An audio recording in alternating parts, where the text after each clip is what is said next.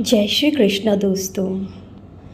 प्यार तो प्यार है, इसमें क्या पूरा क्या आधा, दोनों की चाहत बेमिसाल है, चाहे मीरा हो या राधा। कृष्ण की मूर्ति में समा गई थी मीरा। दोस्तों, यूँ तो कृष्ण भगवान की कई गोपियाँ हुआ करती थी, लेकिन कृष्ण के प्रति मीरा के प्रेम के कुछ अलग ही मायने थे। मीराबाई भक्ति और प्रेम की एक ऐसी मिसाल मानी जाती है जिन्होंने अपना पूरा जीवन कृष्ण दर्शन के लिए समर्पित कर दिया। आइए जानते हैं कैसी थी मीरा और कृष्ण की ये अनोखी प्रेम कथा। मीराबाई का जन्म सन 1498 में राजस्थान के एक राजपूत घराने में हुआ था। उनके पिता का नाम रतन सिंह और माता का नाम वीर कुमारी था। मीरा कृष्ण की बहुत बड़ी भक्त थी। जब वह 4 वर्ष की थी तब उन्होंने अपने घर के पास हो रहे एक विवाह को देखकर मासूमियत के साथ अपनी माँ से पूछा था कि प्यारी माँ, मेरा दूल्हा कौन होगा। मीरा के इस सवाल पर उनकी माँ ने मुस्कुराते हुए श्री कृष्ण की मूर्ति की तरफ इशारा करते हुए कहा था कि मेरी प्यारी मीरा, श्री कृष्ण तुम्हारे वर होंगे। जिसके बाद से ही मीरा श्री कृष्ण को अपना स्वामी मानकर उनके प्रेम में विलीन हो गई। कुछ समय बाद ही मीरा की माँ का निधन हो गया था। जब मीरा बड़ी हुई तो उसके मन में ये विश्वास था कि श्री कृष्ण उनसे शादी करने जरूर आएंगे। मीरा बेहद खूबसूरत और स्वभाव की कोमल थी। वह बहुत सुरीली आवाज़ में गाना गाती थी। लेकिन मीरा की शादी मेवाड़ के महाराणा सांगा के पुत्र राणा सांगा से हुई। मीरा ये शादी नहीं करना चाहती थी, लेकिन परिवार के जोर देने पर उन्हें ये शादी करनी पड़ी। माना जाता है कि शादी के बाद भी मीरा का प्रेम कृष्ण के लिए कम नहीं हुआ। विदाई के समय कृष्ण की वह मूर्ति अपने साथ लेकर गई, जिसे उसकी माँ ने उसका दूल्हा बताया था। शादी के बाद मीरा ससुराल के कामकाज पूरे करने के बाद रोजाना कृष्ण के मंदिर में जाया करती थी। वहाँ जाकर वह श्री कृष्ण की मूर्ति की पूजा करती, उनके लिए मधुर आवाज़ में भजन गाती और नृत्य भी करती।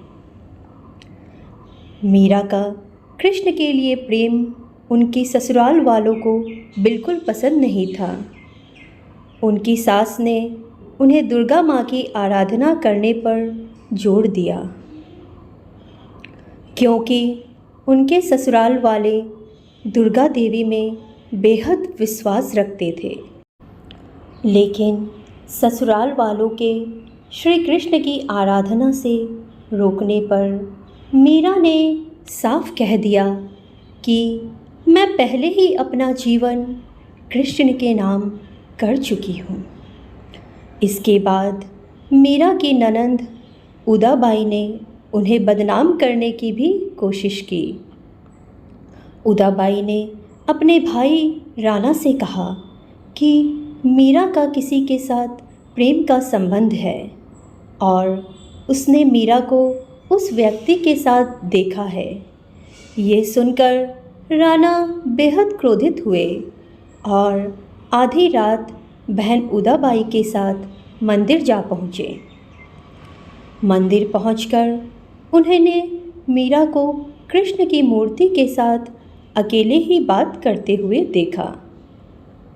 ये देखने के बाद वह गुस्से से चिल्लाए कि मीरा, अपने जिस प्रेमी से तुम बातें कर रही हो उसे मेरे सामने लेकर आओ।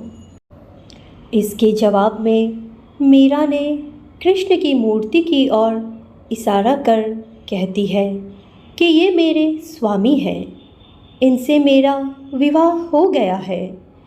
ये सुनने के बाद राणा का दिल टूट जाता है, लेकिन फिर भी वह पूरी श्रद्धा से अपना पति धर्म निभाते हैं और आखिरी सांस तक मीरा का साथ देते हैं। मीरा का देवर विक्रमादित्य चित्तौड़गढ़ के नए राजा के रूप में चुना गया था। उनको कृष्ण के प्रति मीरा की भक्ति और लोगों के साथ मीरा का मेल जोल पसंद नहीं था। उन्होंने मीरा को मारने के लिए फूलों के हार की एक टोकरी भेजी, जिसके अंदर जहरीला सांप था। मीरा ने जैसे ही टोकरी खोलकर देखा तो उसमें कृष्ण की एक खूबसूरत मूर्ति फूलों के हार के साथ पाई गई। इसके अलावा विक्रमादित्य ने मीरा को मारने के लिए प्रसाद में भी जहर मिलाकर भेजा। मीरा जानती थी कि उस प्रसाद में जहर है, फिर भी मीरा ने वो जहरीला प्रसाद ग्रहण कर लिया, क्योंकि उन्हें विश्वास था कि श्री कृष्ण उनको जहर से बचा लेंगे। जब मीरा को मारने की कोशिशें हद से ज़्यादा बढ़ गई तो मीरा ने तुलसीदास को एक खत लिखकर उनसे उनकी राय मांगी। तुलसीदास ने जवाब में लिखा कि उन्हें त्याग दो, जो तुम्हें नहीं समझ सकते हैं। भगवान के लिए प्रेम ही सच्चा प्रेम होता है, दूसरे रिश्ते झूठे और वक्ती होते हैं। मीरा का जीवन उस समय पूरी तरह बदल गया जब अकबर और तानसेन वेश बदलकर मीरा के गाने सुनने चित्तौड़गढ़ के मंदिर आ पहुँचे।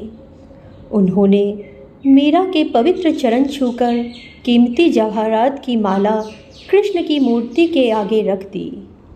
जैसे ही राणा को ये सूचना मिली वह बेहद क्रोधित हो गए, जिसके बाद उन्होंने गुस्से से मीरा को कहा कि जाकर डूब मरो और जीवन में कभी भी अपना चेहरा मत दिखाना। तुम्हारी वजह से मेरी और मेरे परिवार की बहुत बदनामी हो चुकी है। तुमने हमें लांछित किया है। मीरा ने राणा की कही बातों का पालन किया और वह गोविंद गिरधारी गोपाल जपते जपते कृष्ण के ख्यालों में नाचते गाते नदी की ओर बढ़ने लगी। जैसे ही मीरा ने नदी में कूदने की कोशिश की, पीछे से किसी ने उनके हाथ को थाम लिया और वह गिरने से बच गई। मीरा ने मुड़कर देखा तो अपने प्रेमी कृष्ण को पाया। कृष्ण को अपने पास देखकर मीरा को विश्वास नहीं हुआ और वह कृष्ण की गोद में बेहोश होकर गिर पड़ी। ये देखकर कृष्ण मुस्कुराए और मीरा के कान में बोले, मेरी प्यारी मीरा, तुम्हारा जीवन नश्वर रिश्तेदारों के साथ समाप्त हो चुका है। अब तुम आज़ाद हो, खुश रहो।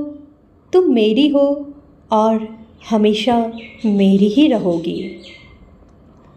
इसके बाद मीरा वृंदावन चली गई।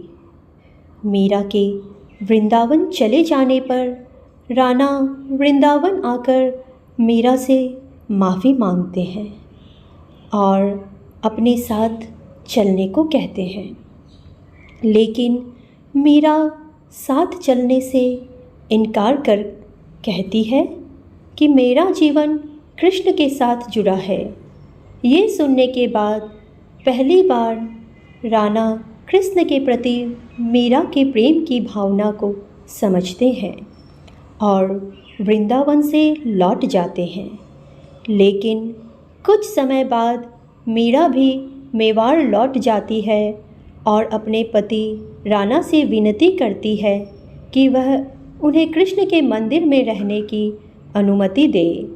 माना जाता है कि जन्माष्टमी के पर्व पर द्वारका में कृष्ण के मंदिर में मीरा कृष्ण से कहती है कि ओ गिरधारी, क्या आप मुझे बुला रहे हैं? मैं आ रही हूँ। मीरा को ये कहते सुन राणा और वहाँ मौजूद सभी लोग हैरान रह जाते हैं। माना जाता है कि कृष्ण को पुकारते ही मीरा में एक तरह का प्रकाश उत्पन्न हुआ और मंदिर के कपाट खुद से बंद हो गए। जब कपाट खुलते हैं तो मीरा की साड़ी कृष्ण भगवान की मूर्ति पर लिपटी हुई होती है, लेकिन मंदिर में मीरा नहीं होती, सिर्फ कृष्ण और उनकी बांसुरी की आवाज़ सुनाई देती है। माना जाता है कि मीरा कृष्ण की मूर्ति में ही समा गई थी। प्रभु के रस में डूबकर वह खुद को भूल गई, प्रेम सीढ़ी लगाकर वो प्रभु संग झूम गई, वह प्रभु संग झूम गई।